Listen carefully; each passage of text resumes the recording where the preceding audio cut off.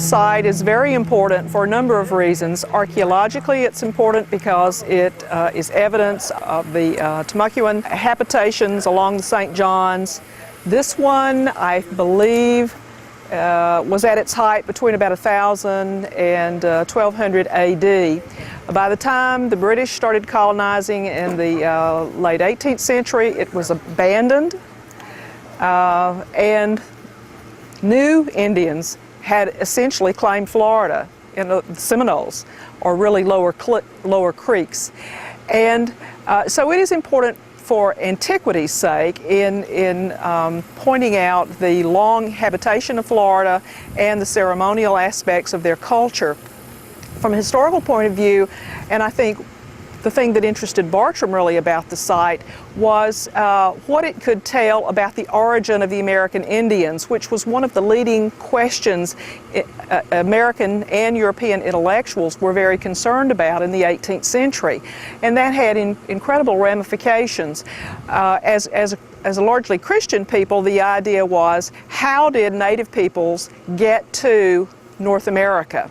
And if you take it from a Christian perspective, there can be only one creation, correct? And they had to be descendants of Adam and Eve if they were human. And so how did they get here? Many people thought perhaps Mesopotamians, you know, the idea that Irishmen came over in coracles, things like that. And when you read Bartram, he is very concerned when he tours the Southeast. He's looking for ancient monuments, terraces, wooden posts, anything that really would speak to the antiquity of the land. And I think that's one of the quotes he uses in Florida, that he's looking for evidence of the most distant antiquity and what they could tell about the origin of the American Indians. And frankly, he was puzzled because, as he said, he wasn't widely traveled in Europe or the Middle East, but he said they don't look like anything I've ever heard of or seen anywhere else.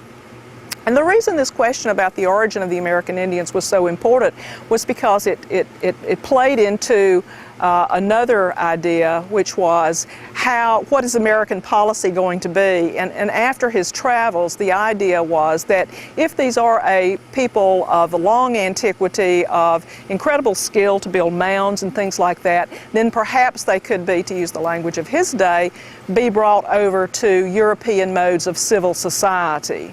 In other words, they showed organizational skills, they showed leadership, advanced culture, if they were people who could build these mounds.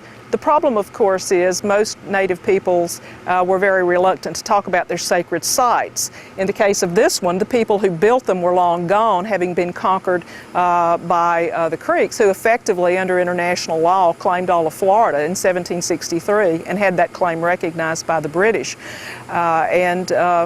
So it's very important, these mound sites, for a number of reasons. This one in particular points to a very widespread culture, including some of the motifs, the forked eye on the copper disc and so forth, that looks at a widespread ceremonial complex across the South.